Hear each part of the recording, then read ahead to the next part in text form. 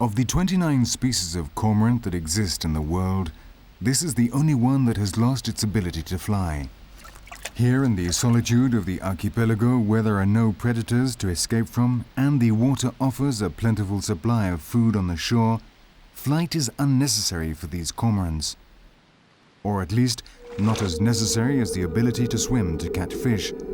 So the cormorants that could swim the best ate more and raised more chicks. The result was the flightless Galapagos cormorant, a cormorant whose wings slowly withered in order to acquire a more hydrodynamic body, to the extent that they also lost the keel of the sternum, the place where the powerful muscles necessary for flight come together.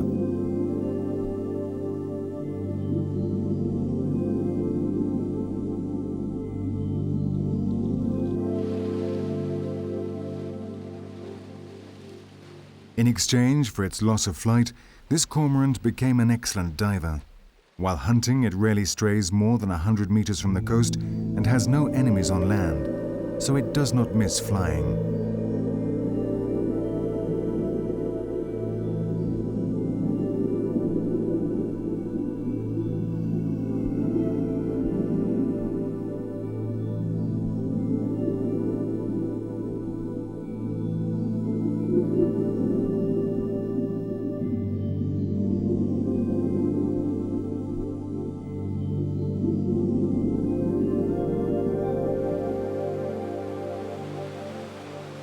During the breeding season, the cormorants are suspicious and aggressive to those they see as enemies for their chicks or possible competitors for food in their territorial waters. In spite of their difference in size, the bird's bad humor seems to persuade this sea lion that it would be better to prowl on any other species of coast.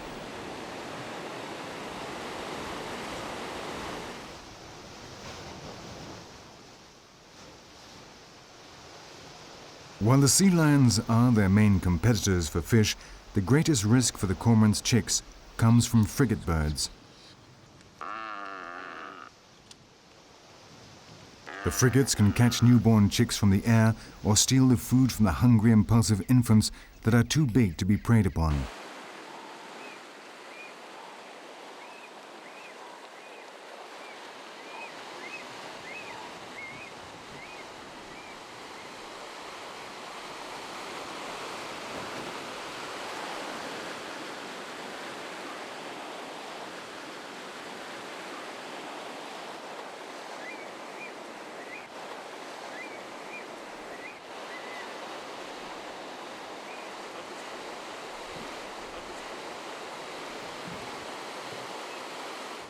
Life in the sea or on islands where fresh water is short makes salt accumulation a problem.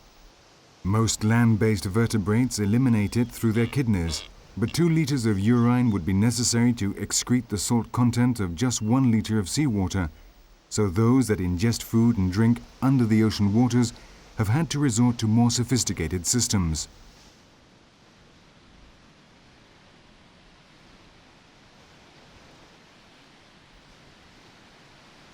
These flightless cormorants are getting rid of excess salt. They have special glands above their eyes that secrete a saline solution with a concentration of 5%. To prevent this secretion from falling into their eyes, they have a special duct which takes the drops to the tip of their beak, from which they fall in a constant drip.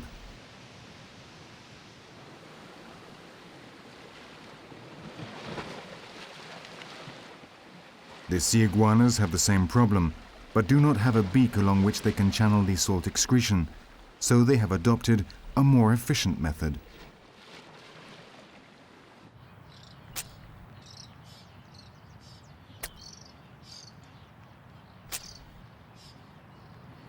Their desalinating glands are the most effective of all reptiles.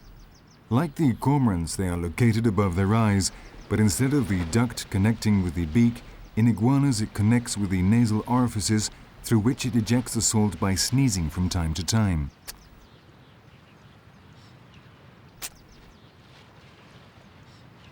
This is why the sea iguana's head always appears with an uneven white helmet.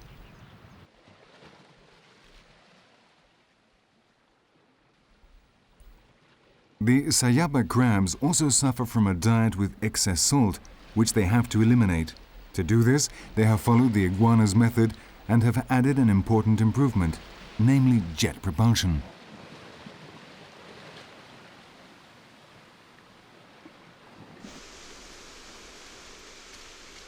Salt is a double problem for the frigate birds. Not only must they excrete it like other seabirds, they must also get it out of their feathers. The frigate birds do not plunge themselves into the seawater. Only their beaks touch the water when they are fishing or when they steal what other birds have caught. The reason lies in the feathers themselves. The gland with which birds grease their feathers is very small in frigate birds, so if they landed on the sea, they would be soaked quickly and they would drown. But as they are constantly splashed with seawater, the frigate birds end up having to eliminate the salt deposited on their feathers. They do this by having a bath in fresh water.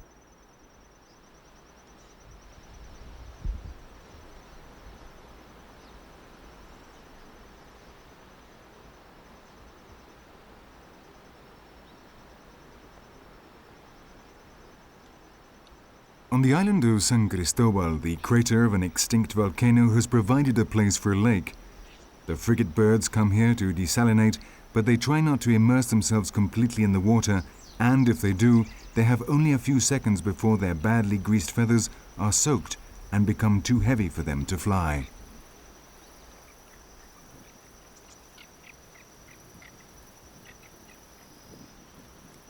A dispute between two females in reproductive phase ends up with one of them in the water. Its opponent knows that if it floats for too long on the water, it will drown, and so tries to prevent it from taking off. One last effort frees the female from the water. For frigate birds, desalination can be a risky business.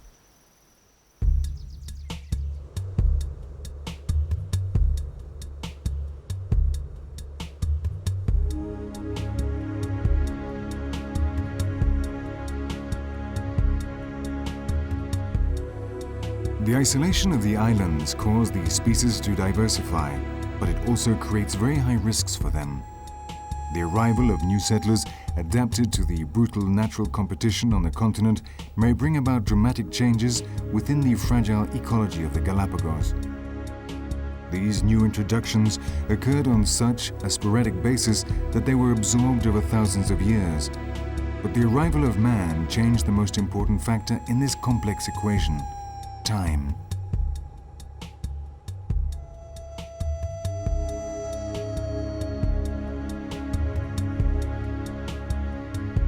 Although it is likely that the Galapagos were visited by pre-Columbine sailors, it was officially discovered in 1535 by Fray Tomás de Berlanga.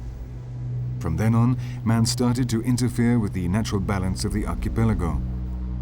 New species arrived on his boats deliberately or otherwise, and they arrived in numbers and varieties that could not be absorbed within the balance of nature of the islands.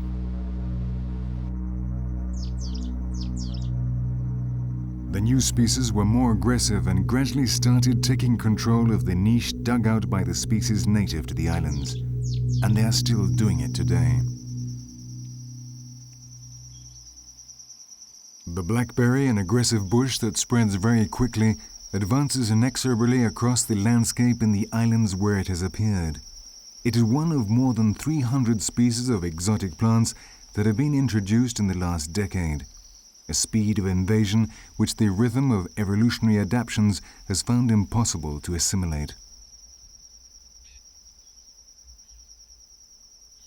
The competition for the native plant's ecological niche is growing, although some of them have natural allies that enable them to spread widely far beyond the individual capacity of their fruit and seeds.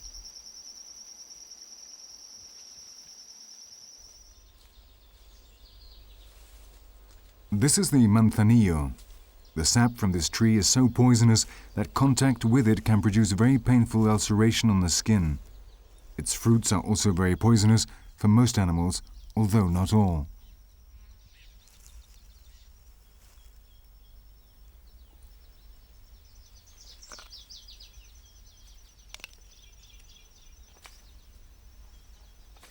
The so-called Galapagos, the giant turtles of the archipelago, eat these small fruits of the manzanillo without any trouble. Later, on their long pilgrimages through the island forests, they leave their compact deposits here and there. These turtles' digestive system is extremely rudimentary, so that after 1, 2, or even 3 weeks inside the animal, the Niño seeds reach the outside and colonize new lands which may be a long way from their original territory.